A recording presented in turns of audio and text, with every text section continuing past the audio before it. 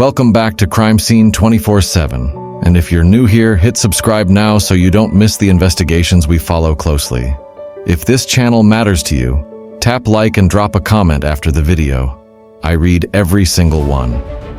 Justin Taylor Chrisman, 38, drove from Mesa to Tucson, believing he had arranged a meeting with a teenage girl at a donut shop. What he didn't know was the girl was an undercover officer. Officers say Chrisman arrived at the shop, approached the location, and was taken into custody after attempting to meet for sexual conduct with a minor. Police charged him with attempted sexual conduct with a minor and aggravated luring of a minor for sexual exploitation. Listen closely. Body cam and surveillance footage captured the moments leading up to the arrest. The walk toward the door, the exchange of messages, the sting closing in. Court documents and police reports show investigators used digital evidence from the chat that led officers to set up the sting, then move in before anyone was harmed. If you find this important, please subscribe and like. It helps us keep digging into cases like this. Comment below. Do you think online sting operations are the best way to catch predators, or do they create new risks? The arrest forced a look at the suspect's past, previous encounters with police, his digital footprint, and the timeline that put him at the donut shop that day. Prosecutors will rely on messages, timestamps, and the undercover officer's testimony to make their case. Defense filings, when they appear, will almost certainly challenge intent and the specific wording of the chats. But here's the part that keeps investigators working late into the night. The messages that led to the sting also revealed how predators are using mainstream apps and private chats to groom and arrange meetings. That pattern isn't isolated, it's part of a wave of cases where quick police work stopped a meeting before anyone was hurt. Now I want to hear from you. Was this a careful, lawful sting that protected a potential victim? Or do you worry about entrapment and overreach? Leave your take below. I read every comment. This is Crime Scene 24/7. Stay with us as we follow the court filings and police statements in this case. The clock struck afternoon on April 3, 2025, when 38-year-old Justin Taylor Chrisman drove from Mesa, Arizona to Tucson with a secret plan. According to court documents, Chrisman had been messaging a 14-year-old girl, who was actually an undercover officer, for months. He arrived near the donut shop where he believed the meeting would happen. Surveillance video would later show him parking, stepping out of his vehicle, carrying condoms in one hand. Inside, the undercover detective waited. Outside, Chrisman approached the entrance, eyes scanning. He moved with purpose. This was no random stop. When he got close, officers moved in. Body cam footage and arrest video show him handcuffed, the shock on his face. Neighbors saw police cars rush toward the scene. Flashing lights bathed the sidewalk in red and blue. Patrons at the shop froze. A few bystanders watched in disbelief as the suspect was led away. In his truck, investigators found evidence, condoms, explicit messages on his phone detailing sexual acts he intended to perform, and chat logs arranging the meeting. The community was left stunned. A man meeting a young girl at a donut shop? The question burning in everyone's mind. What had he planned to do if he hadn't been caught in time? But as law enforcement combed through the messages and digital trail, one detail stood out. A message timing that didn't match his arrival. That discrepancy would soon lead detectives deeper into the digital maze. After Chrisman's arrest on April 3, 2025, Tucson police immediately secured the donut shop and neighboring businesses, sealing off entrances, collecting video surveillance, and interviewing witnesses. Detectives obtained CCTV footage showing Chrisman walking toward the meeting location. In that footage, he appeared calm, carrying items in his hands. Investigators cross-referenced the timestamps with his phone's GPS records and traffic camera captures of his vehicle. From court documents, investigators traced the messaging history between Chrisman and what he believed was a 14-year-old girl, which was in fact an undercover detective. Their communication began in September of the prior year, paused, then resumed in March. Chrisman had asked for nude images and described sexual plans. Officers also recovered condoms in his possession at the time of arrest, strengthening the case that he had intent to follow through. The phone records and explicit text were critical exhibits in the investigative file. But investigators soon discovered a clue that changed everything. In the timeline analysis, one message timestamp didn't match with Chrisman's arrival. It was sent earlier than officials expected, suggesting someone else might have triggered the meeting plan or manipulated scheduling. Further examination of the chat logs led to a pattern. The defendant's messages showed coordination across multiple dates, not just a single outreach. Investigators believed Chrisman had tested responses, probing for willingness before making the final move. Public safety officials issued a warning. Predators use dating apps and private chats, often under false personas. Pima County Sheriff's spokeswoman Angelica Carrillo said parents must monitor kids' online activity, cautioning that if they are trying to reach your children, they are going to try in whatever way possible. As the net of evidence tightened, Chrisman's defense team faced pressure. They would likely challenge whether the messages proved a concrete destination or intent at the moment, a key battleground in court. Yet amid the forensics, digital trails, and surveillance, one question remained. Was Chrisman simply the face of the operation, or a link in a network of online actors who helped orchestrate this trap from behind the scenes? And when detectives traced one of the messaging accounts, they uncovered a hidden contact Chrisman had never named, someone with access to his chats and possibly to the plan itself. His name was Justin Taylor Chrisman, 36 years old, from Tucson, Arizona. To his neighbors, he was quiet, polite, and often seen walking his dog before work. But investigators soon learned that the man behind the calm exterior had been leading a secret digital life, one that blurred the line between fantasy and felony. Through court documents, detectives pieced together Chrisman's background: a steady job, few close friends, and a growing dependency on online messaging apps. They discovered that his conversations weren't new. He'd been in contact with the undercover detective for months, always careful, always cautious. But recently, his tone had changed.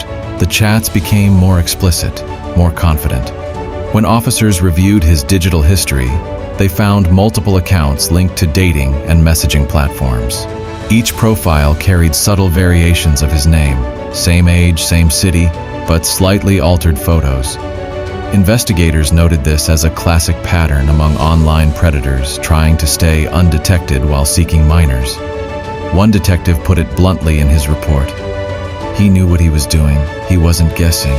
He was planning. As Chrisman's devices were examined by digital forensics, police found folders of messages that stretched back nearly a year, all using similar tactics: flattery, grooming, manipulation. The shocking part? Some messages hinted that he might have interacted with more than one potential victim before being caught. Yet there was another layer, a contact saved under an alias that investigators couldn't trace. The username had been deleted days before the sting operation, but a single message remained: "Make sure she's real this time." That message raised disturbing possibilities. Was Chrisman being guided by someone else? Or was this another predator using him as a pawn in a broader online network? Prosecutors later revealed that Chrisman had shown no prior criminal record, no documented mental illness, and no clear financial motive. His actions, they said, pointed toward obsession, the kind of obsession that thrives in online anonymity. Neighbors reacted with disbelief. One woman told Called News 13, "He was always so normal. I just can't imagine him doing something like that." But in the digital age, investigators knew better. Predators rarely fit a stereotype. As the interviews continued, Chrisman sat in silence during questioning, declining to speak without a lawyer. Police reports noted that he appeared calm, almost detached, even as detectives described the evidence against him. When news of his arrest broke, community outrage was immediate. Parents flooded social media with anger, demanding stricter online safety laws and stronger sting operations. For many, this wasn't just about one man.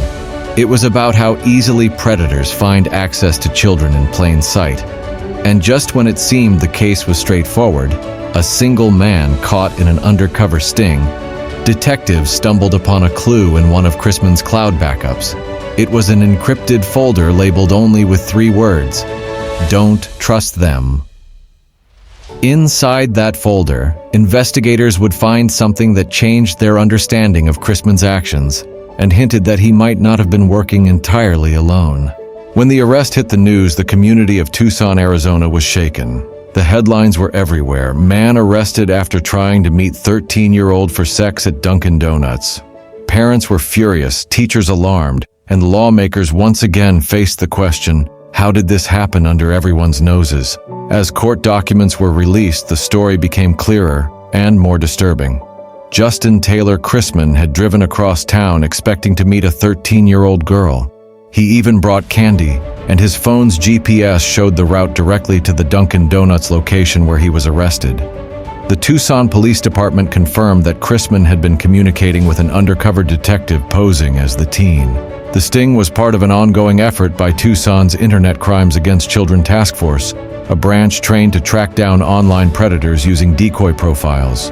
In their press briefing, the lead detective stated, "This case reminds us that predators don't hide in the dark alleys anymore. They're sitting behind screens, waiting for opportunity." Public reaction was immediate and divided. Many praised the operation for preventing a potential tragedy. Others questioned whether sting operations like these go far enough, arguing that for every predator caught, dozens more are chatting with real victims online. In a televised community forum, one parent said, "We can't just rely on the police. Parents have to know what apps their kids are using, because this could have been anyone's daughter." The emotional fallout hit especially hard for local families. Community members gathered outside the same Dunkin' Donuts where Chrisman was arrested, leaving flowers, letters, and messages demanding online safety awareness. One poster read, "Protect our kids, stop the predators." As prosecutors built their case, Chrisman's defense tried to argue entrapment, claiming he never intended to meet a real child.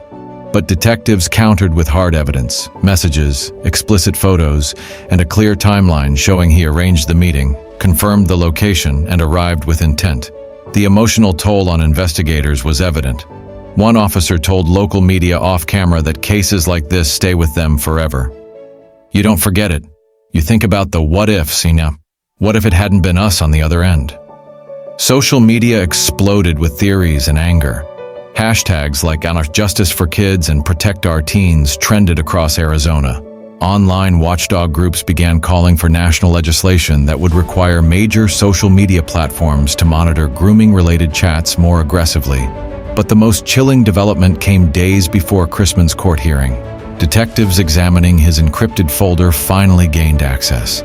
Inside were screenshots of other conversations, usernames that didn't belong to the sting operation, and photos of children investigators hadn't identified yet. It became clear. This was bigger than one man showing up at a donut shop. There were possibly others, either victims or collaborators, that law enforcement had yet to trace. The FBI's cyber division was notified, and within 48 hours, federal investigators joined the case. But as the digital trail expanded, one encrypted message stood out, a timestamp sent hours before his arrest from an unknown account. It simply read, "You took too long." What did it mean? And was someone else watching all along? When the FBI's cybercrime unit joined the case, they weren't just looking for more evidence against Justin Taylor Chrisman. They were looking for what, or who, had sent that final message. "You took too long." The message was traced to an encrypted app known for vanishing chats. It was registered under a username that investigators hadn't seen before, Little Haven 87, and linked to an IP address bouncing between multiple proxy servers across 3 different states. For weeks, digital forensics experts worked around the clock, analyzing data from Chrisman's phone, his laptop, and a small flash drive recovered from his car. Inside that flash drive were hundreds of folders, most of them empty, except one. It contained fragments of chat logs, encrypted images, and a disturbing spreadsheet listing usernames, ages, and locations. Some entries were marked with dates, others had chilling annotations, contacted, pending, and in one case, met. Investigators now realized that Chrisman might not have been acting entirely alone. The terminology used in his chats, code words like fresh meat and sweet trade, matched those found in ongoing federal cases involving organized online exploitation rings. An FBI agent familiar with the investigation told a local reporter, off record, "These cases are like webs. You catch one spider, and you realize there are hundreds more, all connected by the same threads." Meanwhile, the public was still processing what had happened. Parents in Tucson flooded school board meetings, demanding more education on digital safety.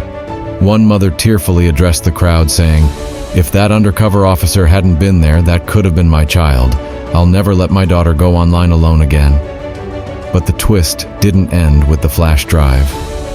Days before the preliminary hearing, Chrisman's defense attorney announced his client would plead not guilty, claiming someone else had access to his devices.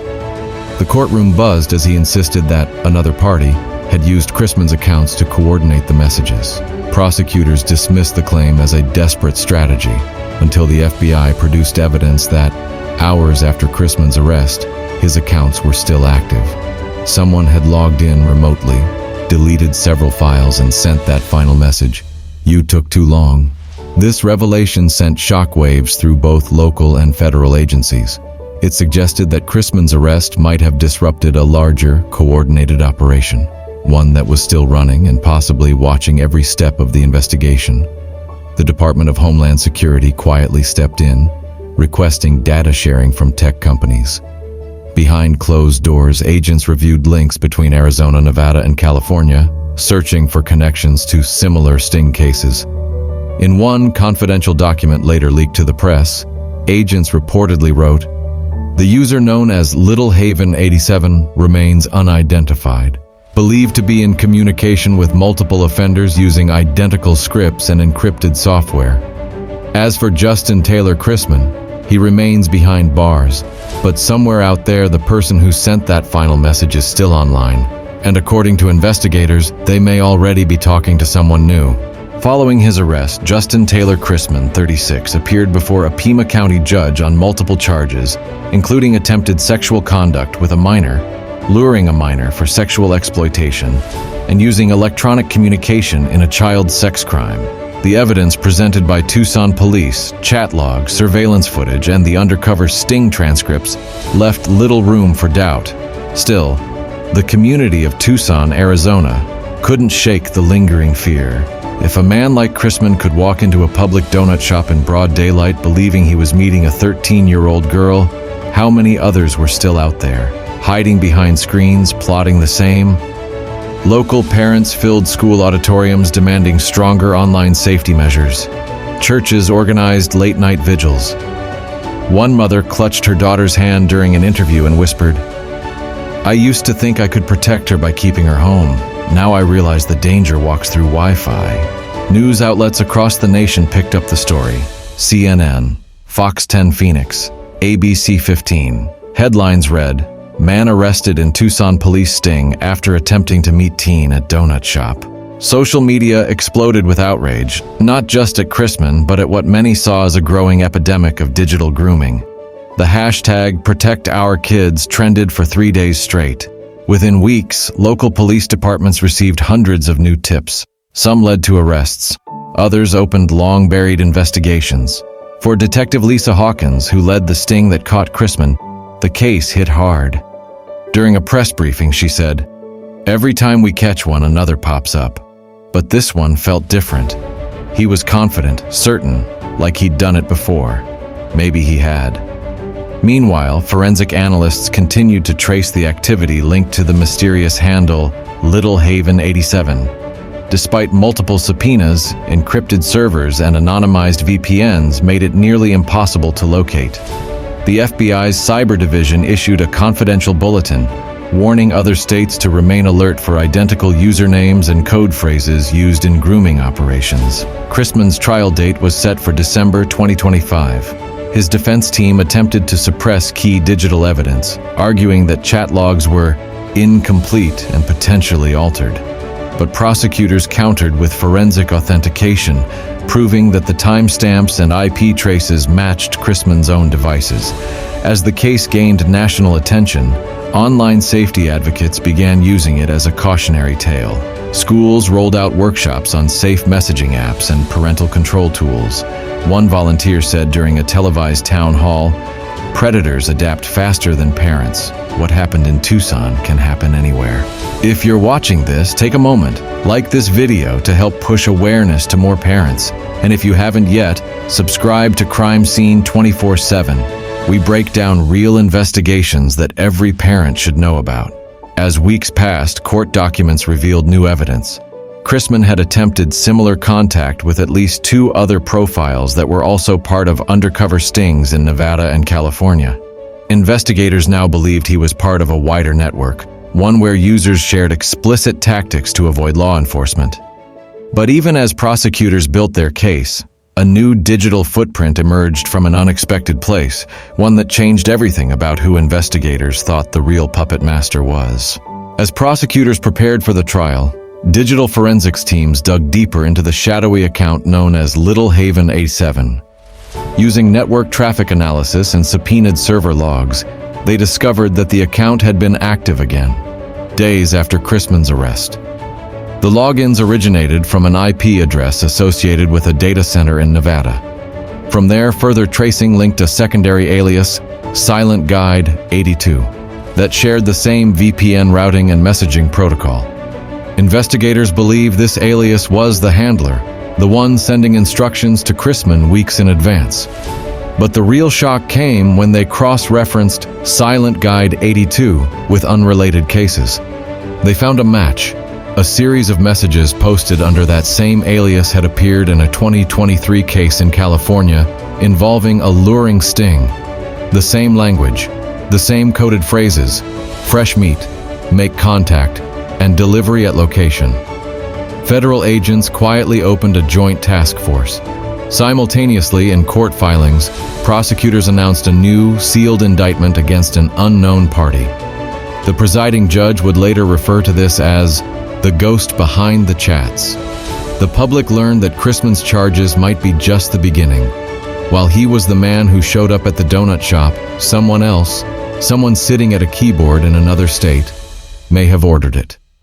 As families and investigators searched for closure, the haunting truth remained. If that handler was never caught, they might be orchestrating another crime right now. And somewhere, behind miles of fiber optics, an unseen voice may already be typing the next message, waiting for someone to believe their target is real.